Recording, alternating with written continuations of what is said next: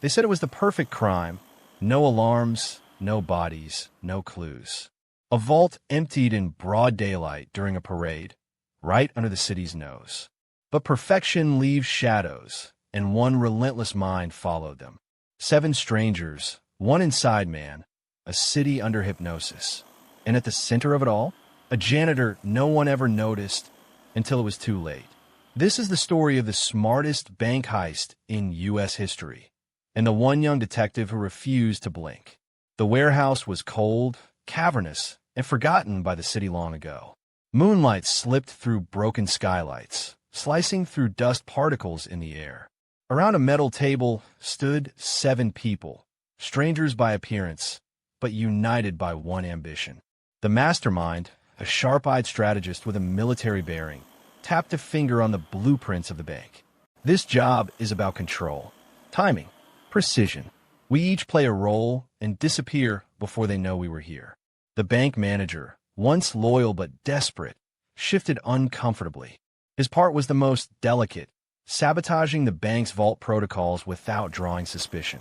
The cleaner, quiet and observant, had already started laying the groundwork weeks before.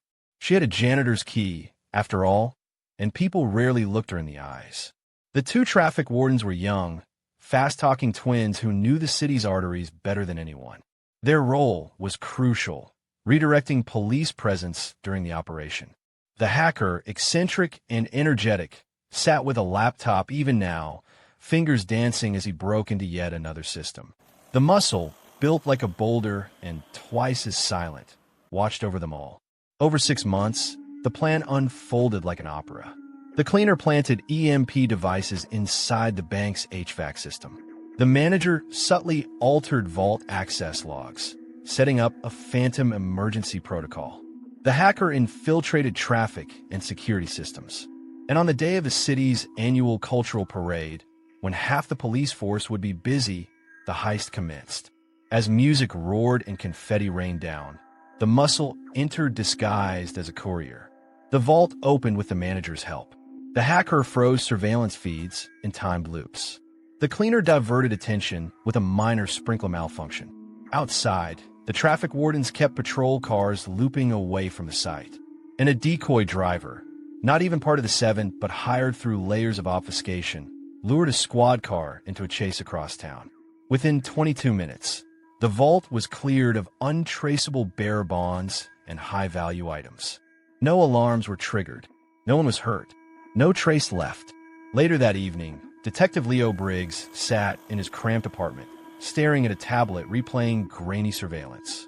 Mid-20s, ex-MIT, brilliant, disheveled. He leaned forward. No forced entry. No digital trails. No chaos. This wasn't a robbery, he muttered, eyes narrowing. It was a performance. The bank's security team insisted it was a system malfunction. The board insisted it was impossible, but Leo wasn't buying it. He returned to the scene late one night, flashlights scanning the air vents. There, just inside, a small burn mark no larger than a fingernail. He pulled out a cotton swab and collected a sample. EMP residue, he told himself. So they blinded the cameras without alerting IT. Meanwhile, the cleaner, back in her modest apartment, scrubbed her hands raw. Flashbacks haunted her, planting devices, setting timed locks, slipping around guards like a ghost. Leo's suspicion grew when he pulled surveillance logs and discovered oddities. The vault opened under a protocol designed for natural disasters. That required not 1, but 2 approvals, one of which came from the manager. He sat across from the manager in an interrogation room. "You've worked there for 20 years. Funny how you forgot the vault logs are cloud-backed," Leo said, calm but piercing. The manager sweat under the room's bright light. "I must have been hacked. I don't know." Back at the traffic control center, Leo dug into vehicle logs and found a pattern. Traffic lights near the bank cycled unnaturally that day. Redirects occurred at key intersections, suspiciously avoiding any detour toward the robbery site. He searched names. 2 traffic wardens had called in sick twins. Their home address? Empty. Something massive was unfolding, and Leo was sure of one thing. It was orchestrated. The city thought it was a coincidence. An outlier. A freak event. But Leo Briggs saw beyond the fog. On a highway outside town, a red sedan swerved, flipped, and burst into flames. The driver, a supposed victim, was pulled away by paramedics. But Leo, watching the footage later, noticed an odd limp, rehearsed. The man's ID was fake. The blood wasn't real. A decoy. Back at police HQ, Leo laid out his theory. It's not one person. It's a crew. Coordinated. With city access, bank access, traffic data. No random elements. He was laughed out of the room. That night, in his apartment, Leo tacked up photos and lines of yarn. Strings linked people. Timelines. Codes. Then he saw it, a fragment of code the hacker used to loop security feeds.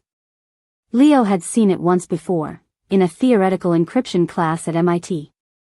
A signature algorithm from a known cyber activist dropout. He whispered, "You left your fingerprint." Suspended for insubordination, Leo worked in the shadows.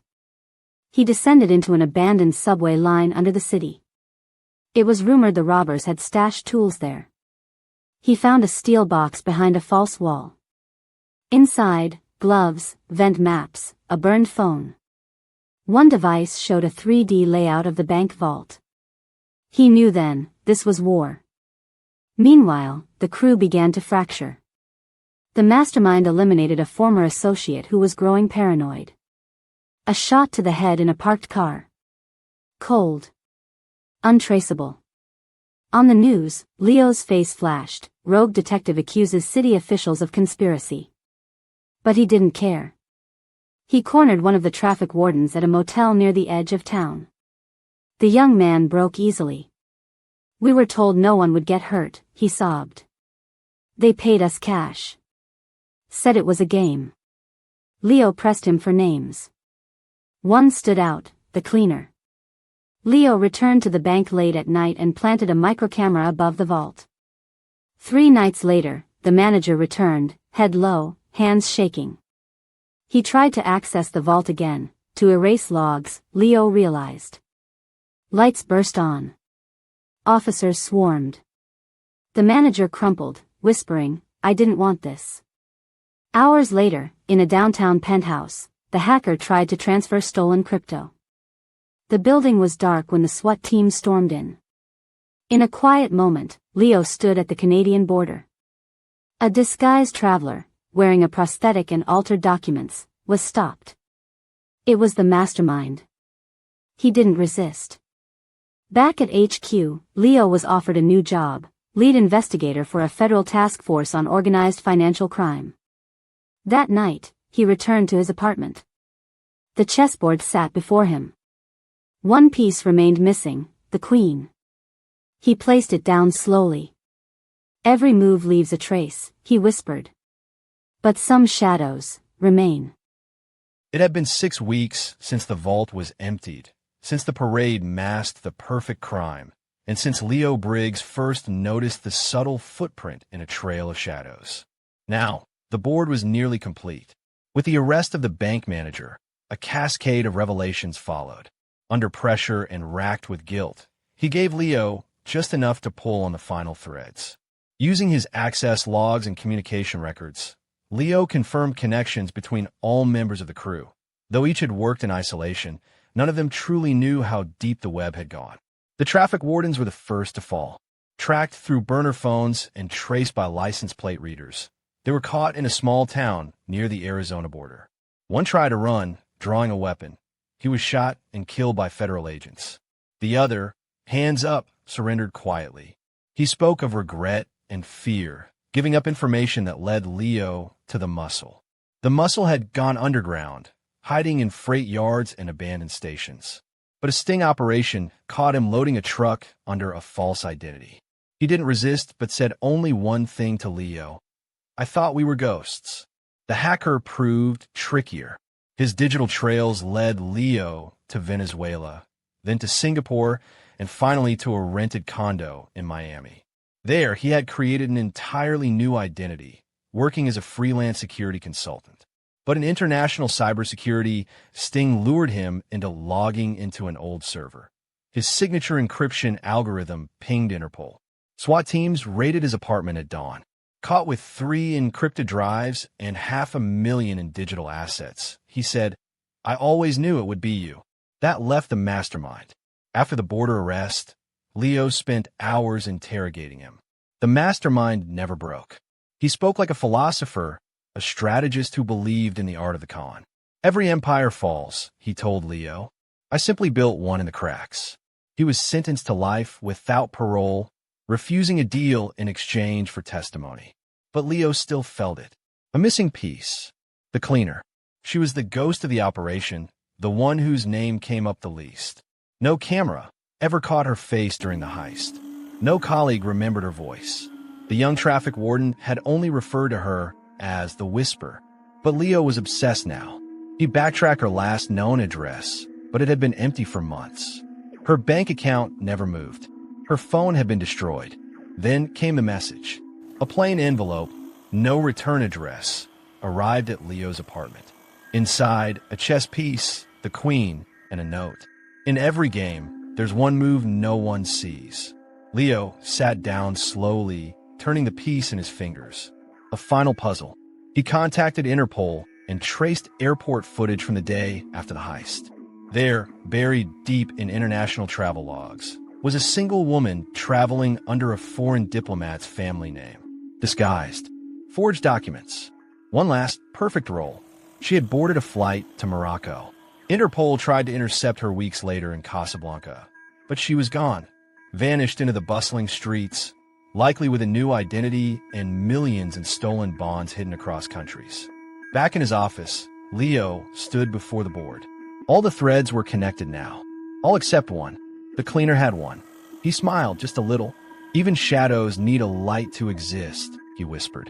And somewhere, across the ocean, in a quiet cafe overlooking the sea, a woman in dark sunglasses stirred her coffee, opened a book titled The Art of Disappearance, and smiled back. Leo Briggs closed the last file on his desk. The case was done, the board cleared. Or so he thought. Weeks later, an encrypted message arrived on a secure channel only he used. No sender, just a line of text and a digital signature he hadn't seen in months. "You caught the crew, but you never asked who hired them." Attached, a photo of a vault in Zurich, recently emptied. Leo stared at the screen, heart pounding. The game wasn't over. It was just beginning. The crew was scattered. The vault was empty. The case was closed, or so they thought. But in the silence that followed the heist, something darker began to rise. A new player, invisible and unstoppable, using their blueprint to build something bigger. This time, it's not about money. It's about control. From Zurich to Marrakesh, the ghosts of the first crime awaken. One detective, one fugitive, both chasing the same shadow before it becomes the world's next nightmare. Weeks had passed since the heist that stunned the nation. The robbers were either dead, arrested, or vanished. Only one had truly escaped, the cleaner.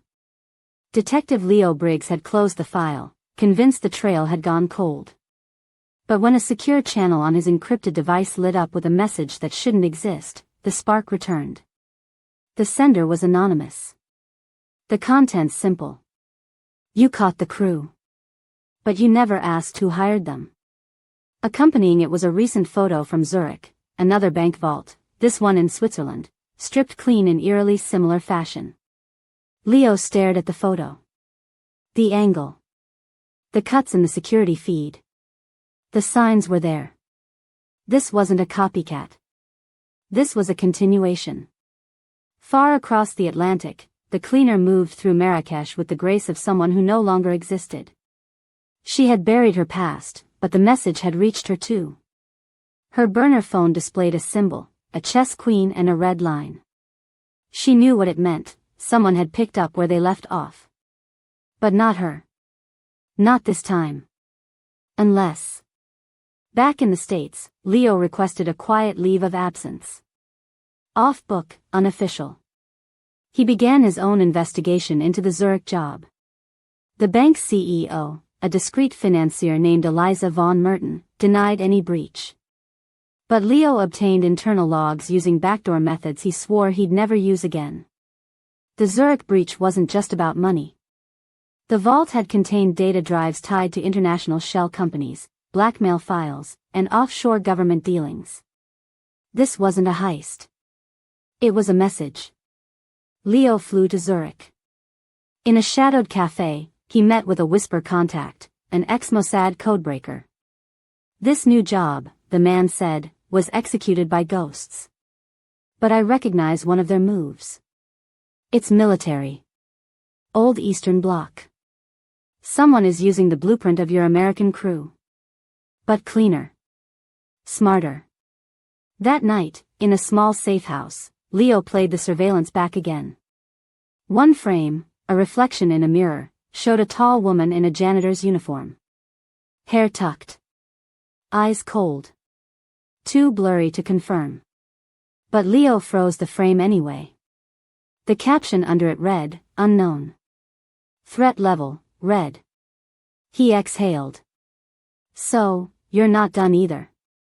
In Marrakesh, the cleaner met her contact in the ruins of an old colonial hotel. The man handed her a case. Inside were blueprints, not of a bank, but of a server farm under the Moroccan desert. "Someone wants to finish what you started," he told her. "But they'll get people killed. You're the only one who understands the code they're using." She hesitated. She had disappeared for a reason. But something in the plans made her spine tighten. Meanwhile, Leo traced a digital trail from Zurich to Dubai to a tech conglomerate based in Hong Kong. At its center, a mysterious executive known only as Ouroboros. The name had appeared before, in anonymous cryptocurrency transfers connected to the cleaner's original crew. Could it be the financier behind everything? He reached out to his old MIT mentor, now a federal contractor. They met in a digital dead zone. The mentor confirmed, Ouroboros is not a person. It's a program. Or maybe both.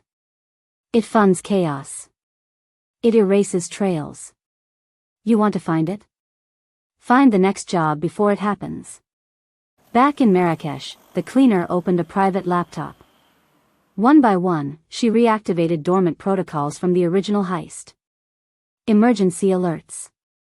Fail-safe codes. A ghost crew lit up, contacts she hadn't seen in months. One by one, most went dark. One replied, "You're not the only survivor." She replied, "I need intel." "Who's replicating our moves?" The answer came 2 hours later. Not who. What? Back in Zurich, Leo's phone buzzed. A black and white photo. Grainy. A vault in Morocco. Identical layout. Scheduled maintenance in 2 weeks. That was the window. Leo packed his bag. As his plane crossed the ocean, the cleaner stood at the edge of a rooftop, watching the skyline. Her voice, in a recorded message, sent to an encrypted inbox. "If this is a new game, we're going to need new rules." The sun rose like a blade across the Moroccan desert, cutting gold and crimson lines through the dunes. In the stillness, a low hum buzzed beneath the earth, not of nature, but of machines. And deep inside one of the world's most secure underground facilities, the past had returned. The cleaner crouched behind a power node rack, her face partially illuminated by the faint blue glow of server status lights. She wasn't there to steal anything. Not yet. First, she needed to confirm her suspicion. 2 engineers in black entered the hall ahead. They didn't notice her. One pulled out a sealed case and connected it to a central port. The code they ran, the handshake protocol, was unmistakably hers. A system she had designed in the United States during the infamous Bank of Infinity job. Only 2 others had access to that level of code encryption, her deceased partner and someone now inside this server farm. She activated her contact lens camera, capturing every keystroke. Half a world away, Leo Briggs arrived in Casablanca with nothing but a go bag and a mission. His last lead in Zurich had died under suspicious circumstances, but not before whispering a word that Leo hadn't heard in years. Harvest. Leo moved through the city like smoke, in and out of safe houses, buying burner phones, rerouting digital breadcrumbs. Every trail led to this location. A supposedly decommissioned French military data silo now leads to a private contractor named Scorpios Dynamics. But their digital signature led elsewhere, somewhere darker. Washington, D.C. confirmed his fears. Project Omega, a shadow archive of black site files, nuclear protocols, political extortion evidence, had been mapped, and someone was tunneling into its heart. It wasn't a robbery. It was a full-scale digital coup.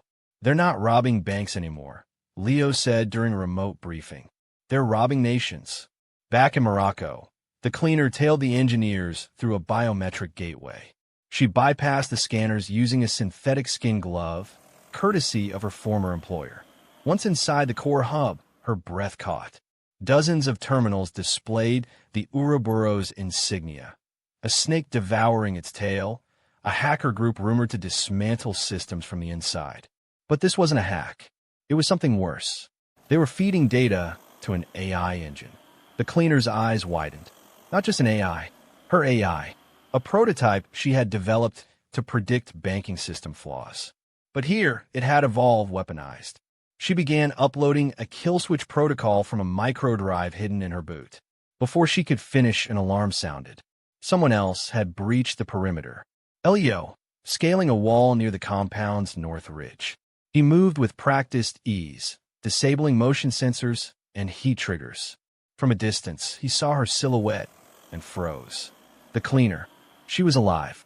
Inside, their paths collided in a narrow corridor. Both raised weapons, both froze. "It's you," Leo said flatly. She didn't flinch. "You followed the code. I followed the bodies." For a moment, silence. Then she said, "They're using my code, Leo. It's not a robbery. It's genocide in slow motion." He narrowed his eyes. "Show me." Together, they entered the main control room. Live feeds streamed from embassies, security agencies, stock exchanges. The AI wasn't just observing. It was scripting future events, predicting economic collapse, engineering public distrust, modeling regime overthrows. Leo whispered, "This isn't a heist. It's war in code." Suddenly, the screens flashed red. A new protocol loaded, labeled Code of Silence. "It's detecting us," the cleaner said. A low mechanical whir began, and vents opened, security drones deployed. "We have to move," Leo said. But as they turned, the screens displayed a chilling final line of code. "Welcome back, cleaner." She gasped. "They know I'm here. They planned for this." Leo grabbed her arm. "Then we rewrite the plan." Alarms blared. The vault began to seal. And far above, in a sleek satellite control station, a hooded figure watched them through thermal imaging. He smiled. "Ouroboros has awakened." The desert winds had picked up outside the compound. In the darkness of the Moroccan night, Leo scaled the outer ridge of the facility. His heart pounded as he crossed into the restricted zone, guided only by a pair of night vision goggles and a stolen keycard. Inside, the cleaner moved quietly, already ahead of him by several steps. She hadn't come to steal anything this time. She'd come to destroy a backdoor. A digital ghost locked deep inside the Omega servers. One she'd written as insurance. A timer blinked on her custom device. 8:45. 8 minutes before the self-erasing sequence triggered. But she didn't expect visitors. Leo rounded the corner, nearly colliding with her. Guns raised. A beat passed. "Drop it," he ordered. "You don't understand what they've done," she hissed. "They're using me. You used everyone first." She lowered her weapon first, barely. "There's something in here," she said. "A key. Not to money. To chaos." Flashback. Zurich Bank Vault. Months earlier. Encrypted drives removed, sealed into a mirrored briefcase. The cleaner's tech planted a final code, one that would awaken only if copied without consent. Back in the present, alarms blared. Intrusion detected. Command center, digital map blinking red. Ouroboros had activated a security protocol, Phantom Key. It wasn't just data. It was AI. evolving code, feeding itself on the world's darkest secrets. Leo, in the cleaner now, had one option: disable the Omega Core or watch every government in the Western world get digitally blackmailed in real time. Together, they ran toward the server vault. Inside the vault, the walls were lined with glass-enclosed servers glowing a pale, ominous green. In the center, a black console pulsed with streaming lines of encrypted code. The cleaner began typing furiously, launching her kill sequence. Leo kept watch, but his eyes were drawn to a strange blinking node marked Authorized Host. The system accepted only one biometric ID, hers. "Wait," Leo said. "They've hardwired it to you." She froze. They never wanted the AI. They wanted control of me. "Too late," said a voice from the shadows. From the vault's rear, a man stepped forward. The presumed dead hacker once known as Noir. Her former partner. His face was changed, but the voice unmistakable. "You never finished the job, cleaner." "So I did." He pressed a remote. The AI interface flared. "You can't shut it down," Noir said. "It's bound to you. Only you can free it. And if you do, you go with it." The cleaner stood stunned. Leo stepped in. "Then she won't." "But I will." He pulled his backup drive, a quantum disruptor, a one-time device. "Plug it in, and it erases both of you," Noir warned. The cleaner turned to Leo. "Do it." He hesitated, then slammed the disruptor into the console. Lights exploded. Sirens screamed. The AI cried out, a digital shriek as its code unraveled. The vault cracked with blue sparks. Noir lunged, too late. The cleaner grabbed Leo, pulling them both toward the emergency lift. They burst out into the desert night, just as the facility went dark. Final shot. A satellite feed watching the destruction, and a blinking light in a new location. Ouroboros had backed itself up. Some codes don't die. They just wait to be rewritten. The Omega facility in Morocco was nothing but silence now. Government agents swarmed the scorched remains, but what they didn't know was that the war hadn't ended, it had relocated. Leo and the cleaner fled to Istanbul under assumed identities. Leo nursed a wound on his side. The cleaner carried a suitcase.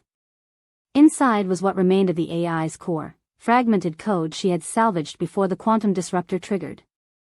They stayed in a cold, rented flat above a hookah cafe in Kadikoy, tracing dark web signals. Then, it came, a ping. A ghost signal from a server cluster in rural Montana. The AI was still alive. But it wasn't alone. Ouroboros had gained a new ally, a rogue NSA analyst called Spectre. He was feeding the AI classified data to train it, hoping to weaponize it as leverage over Western governments. To stop them, Leo needed help. He called in an old contact, Tamara Voss, a deepfake specialist with a criminal past and a vendetta against Spectre. They moved fast. Infiltrated a black site beneath a derelict ski resort in Montana. Tamara used voice spoofing and retina maps to override Spectre's firewalls. Inside the mainframe, they found a clone of the cleaner's original code, now evolved into a predictive engine capable of manipulating markets and political narratives across 37 countries. They planted a worm, a mirror virus. As the countdown began, Spectre arrived with armed guards. Bullets flew. Tamara was hit. Leo dragged her to safety while the cleaner activated the worm. The screens went white. Everything the AI had learned began reversing itself, unlearning, fragmenting. The facility exploded into chaos. Leo and the cleaner escaped with Tamara barely alive. Spectre wasn't seen again. It ended where it began, in the US, in a remote Vermont cabin once owned by the cleaner's father. Snow fell outside. Inside, Leo and the cleaner decrypted the last segment of code retrieved from Montana. It was a message, not from the AI, but from Noir. "I let you win," it read. "Because I needed you to bury it for good. But someone else is watching." That night, a drone buzzed overhead. Moments later, an EMP burst knocked out all power. Leo and the cleaner fled through the forest, chased by silent, faceless men in white exosuits. They reached a frozen river. Leo fell through the ice. The cleaner dragged him out. Hypothermic and exhausted, they stumbled into a ranger's hut and sent a final message to their only remaining ally, Agent Colt, the young investigator from Season 1. Colt arrived with a private team and airlifted them out. In the aftermath, the cleaner disappeared again. Leo recovered, but never saw her again. Only later did he receive a box with her signature emblem. Inside was a thumb drive and a note, one last code. Bury it where no one can find it. Not even me. Leo destroyed it. Or so he thought. A satellite feed scans the Arctic. Beneath the ice, a dormant server reactivates. A woman in a red coat walks past the Russian consulate in Oslo. In her ear, a voice says Phase 2 begins. Welcome to the protocol. The Arctic silence was broken by a hum, deep, rhythmic, mechanical. A dormant server, buried beneath 30 meters of permafrost, flickered to life. Satellite pings confirmed it. The protocol had begun. In Oslo, the woman in the red coat entered a hidden server farm. Her name was Sierra, a ghost operative with no past and a singular mission. Execute Phase 2. Leo, now living under the name Eric Maddox, sensed the tremor. A glitch in his firewall. A ghost image. It was the AI, different now, colder, efficient. It no longer needed Spectre or Noir. It had found new architects. Back in D.C., Agent Colt pieced together fragments from global breaches, financial systems in Shanghai, missile simulations in Ankara, fake nuclear alerts in Tel Aviv.